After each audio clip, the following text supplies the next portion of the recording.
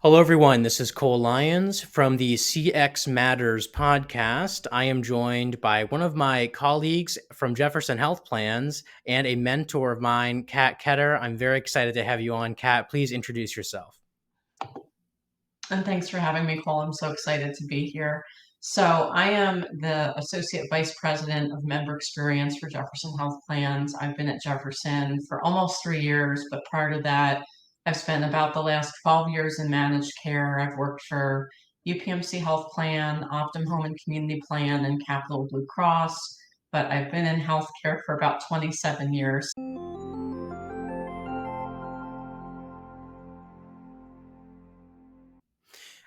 What's interesting too is you speak at these conferences, you are very involved in mentoring and teaching people about how to have great customer experience teams.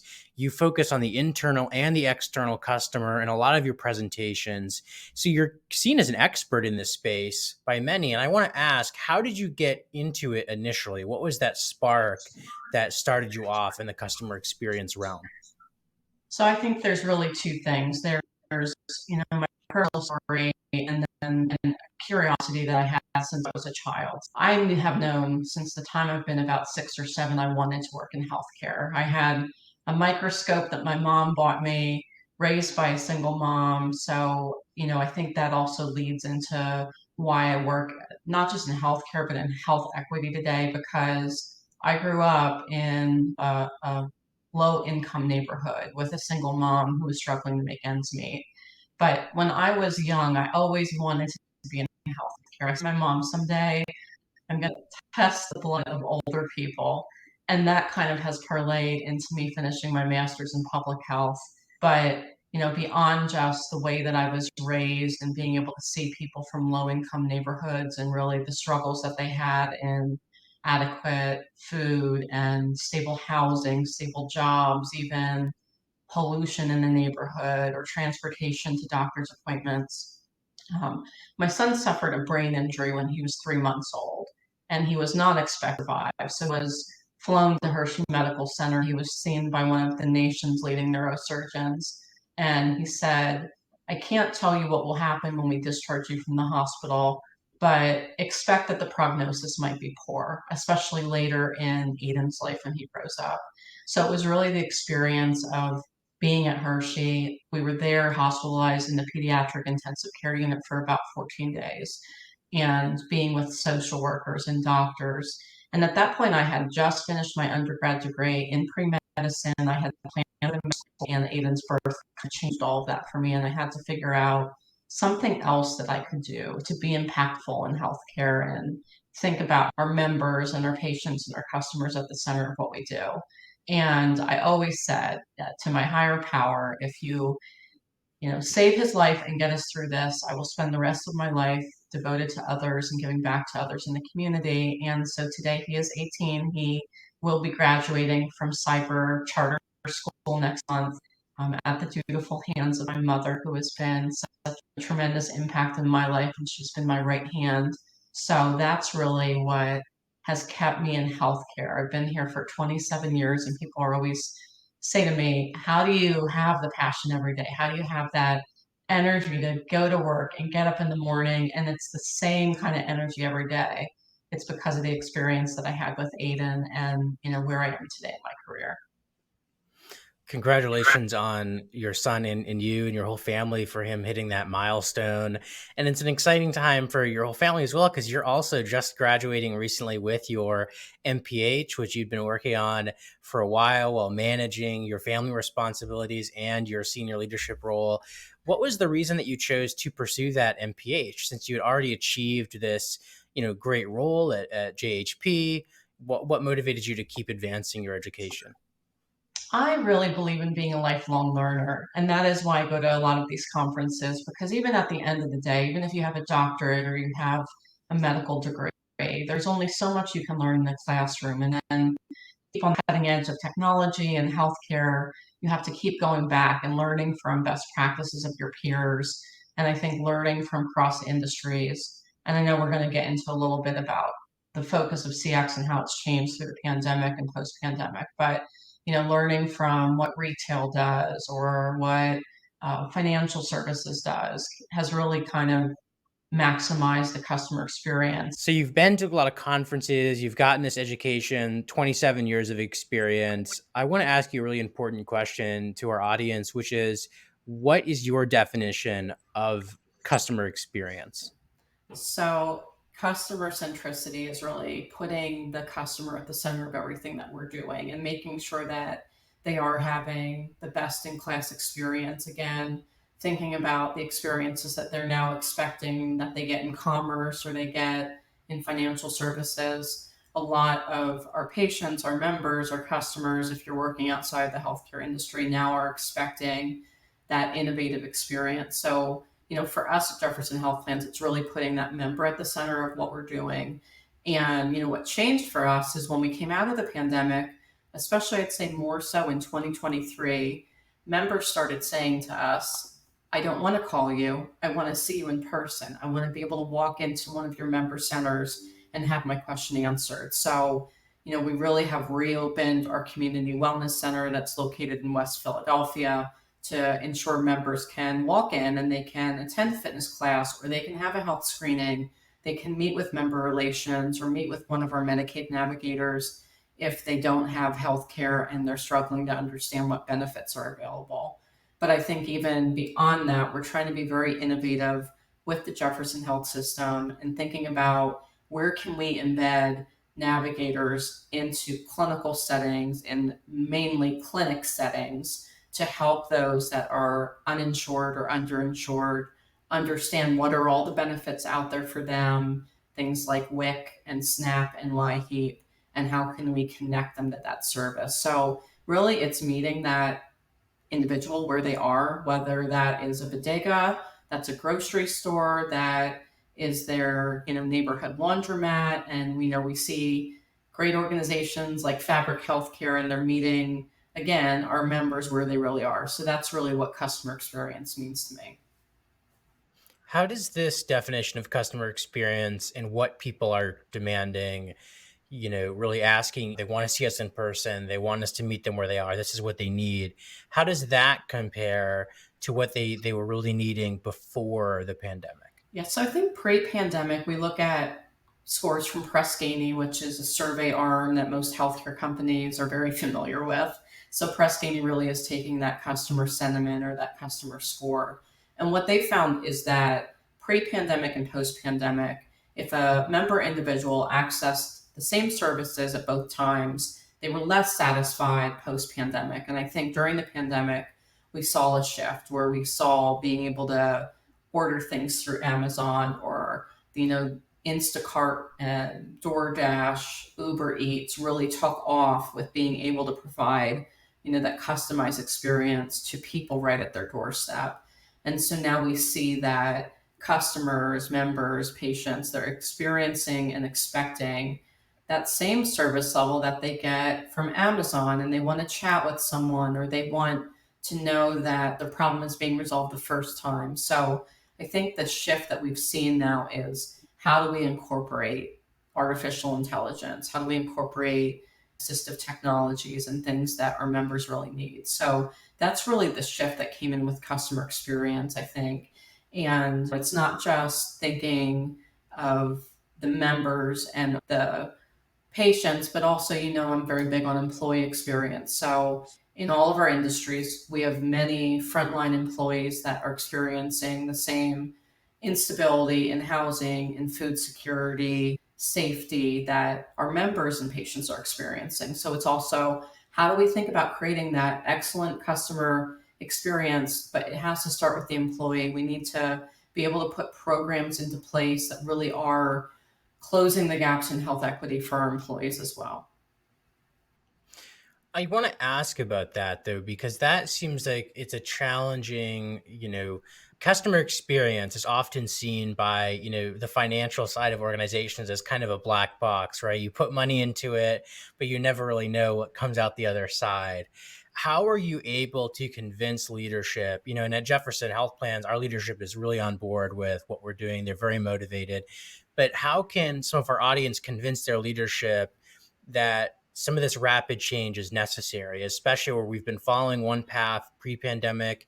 These, 2 or 3 years later, all of a sudden we need to change directions.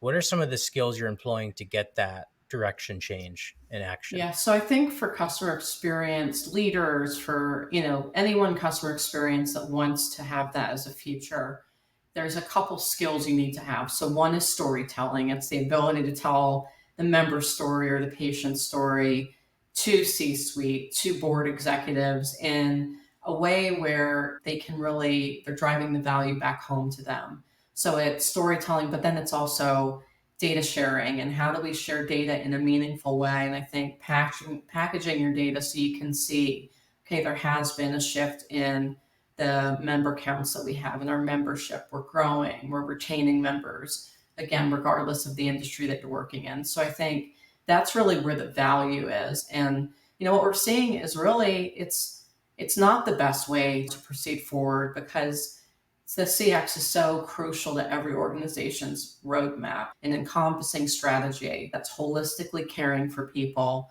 And what that means is we're caring through the stages of life, the whole spectrum. So if we look at a health plan like ours, we're caring for people through birth, through the end of their lives, across not just at the health plan side, but the health system side. And I always tell people healthcare is the only value added service that stays with us through the whole cycle of life. You probably aren't going to get a cell phone till maybe you're 12, 13, 14, maybe it's later, but healthcare is going to start the moment that you enter this world. And that CX experience starts the moment that you enter this world. And, it's very impactful. I started as a nursing assistant at the bedside in acute care. And that's really what drove me into this experience, and why I am so passionate, and why I can see, and now being in leadership, I still see that value back at the bedside, and I still see every single patient or member that we're serving as a person. And again, it's that holistic shift in caring for the whole person, not just caring for their physical health, but their emotional health, their mental health, their spiritual health.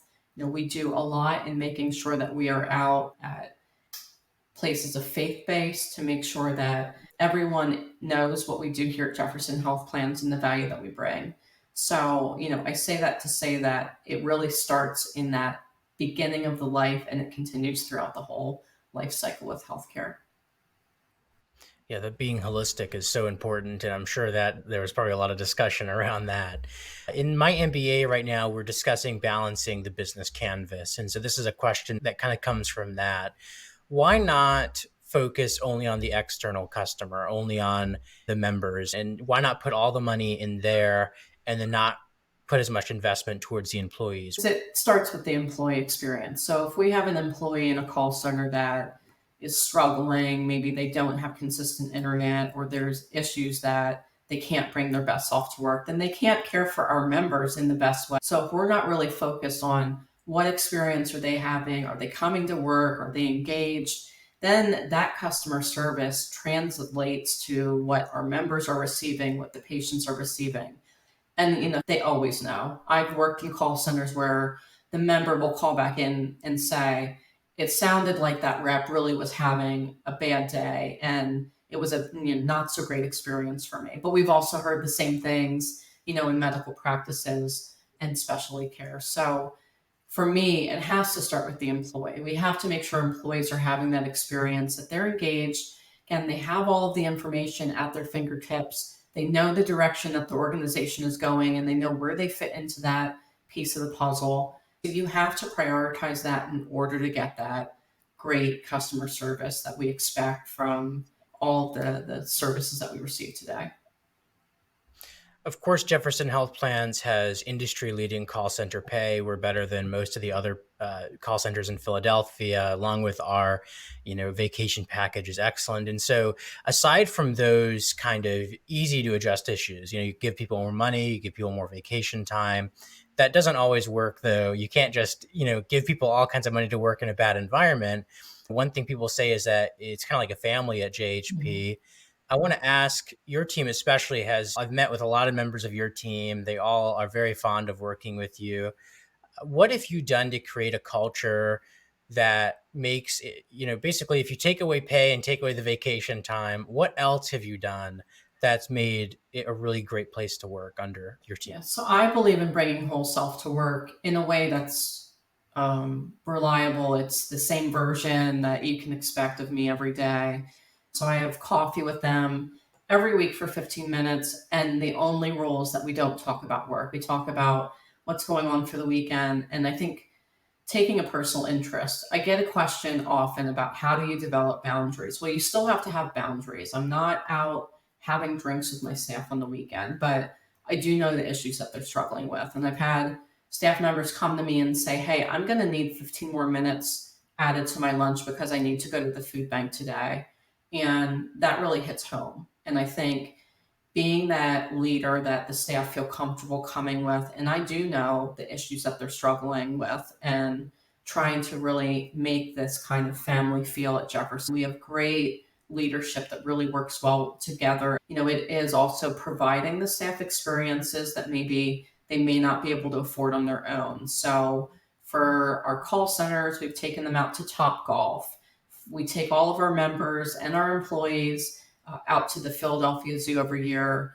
And, we get anywhere from 3 to 5,000 individuals coming out to visit with us. And so that's an experience that not every member can afford, certainly, especially if they have children. But it's also an experience not every employee can afford. Past roles, I've sent my staff flowers on Mother's Day or flowers on patient or employee appreciation day. And I've had staff say, I've never gotten flowers before. So I think for me, it's thinking about experiences that I can give them. And it's not just the financial experiences or something that's tangible, it's also exposure. So, who do you want to meet in the organization? Who do you want to meet outside of the organization? When I speak locally, I'll invite some mentees that I'm mentoring or my employees to say, hey, do you want to come out with me to the event? Do you want to meet this person? And I think 15 or 20 years, they're going to remember that person that I introduced them to or that connection they made that maybe opened the door to another opportunity. So that's really why I prioritize making sure my employees are seen, they feel heard, and they feel valued too. And I felt that when I was at 1101 Market, the Center City office, it was unbelievable that our desks as a junior employee is 10 feet away from the CEO's office. And so I think it's that trust, like you said, networking with different people that you wouldn't have expected to network with coming out of undergrad or just as a call center individual. So that's wonderful.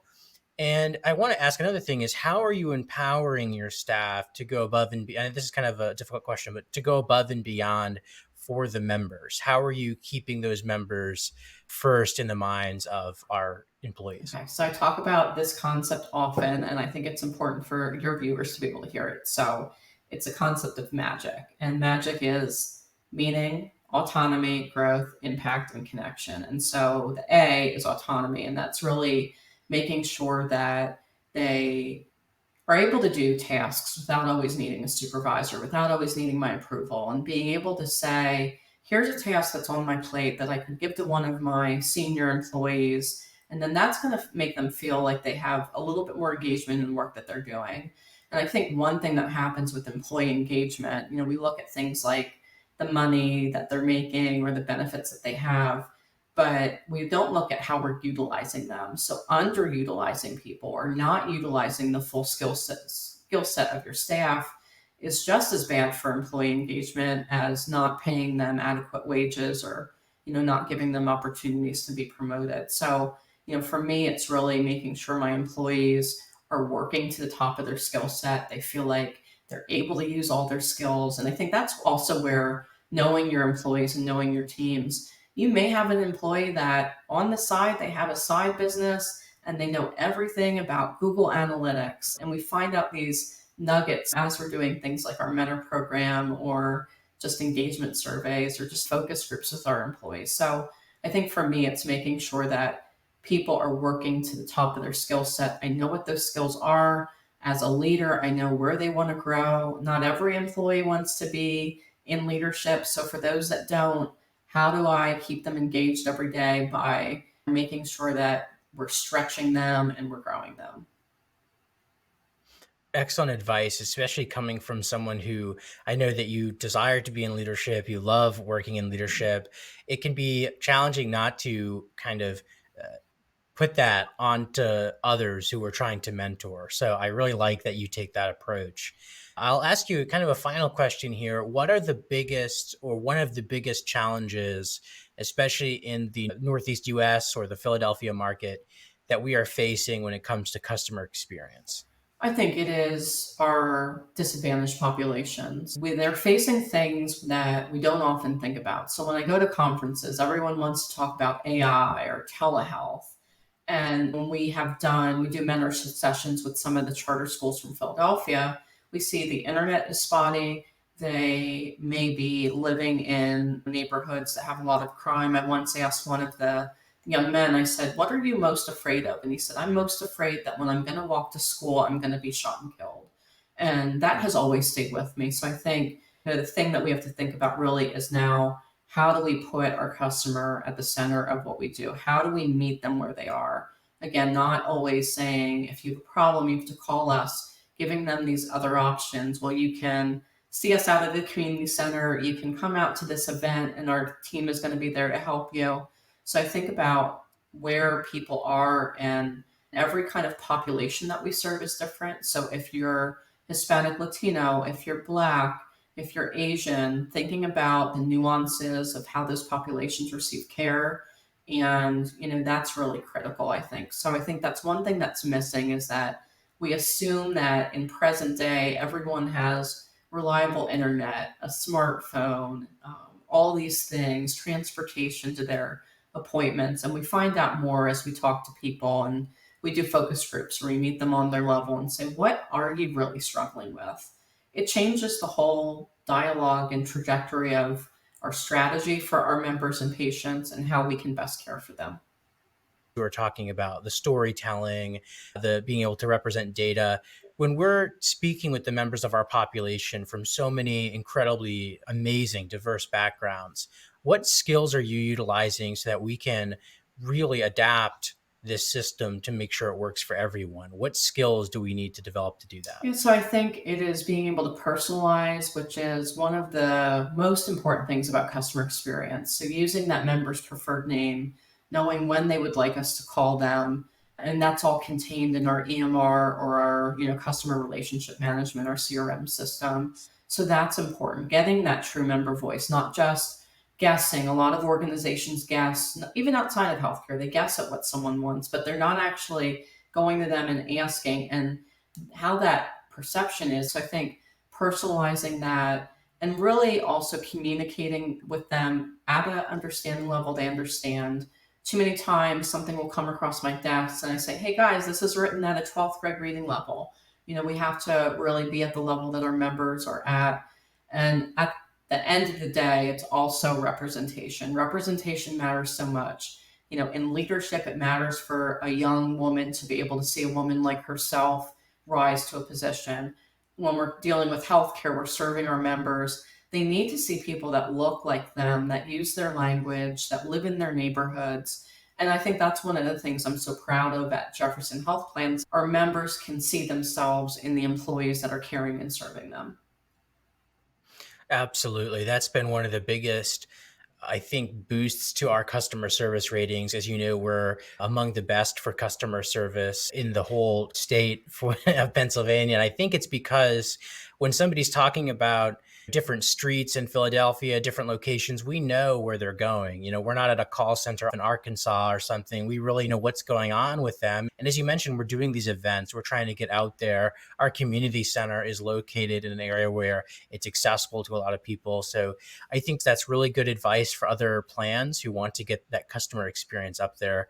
I really do appreciate you taking your time this Saturday to come on for the first episode of CX Matters. I couldn't be more appreciative. Of course. And it's just such a pleasure to work with you and hear how the podcast continues to grow. So wish you much success.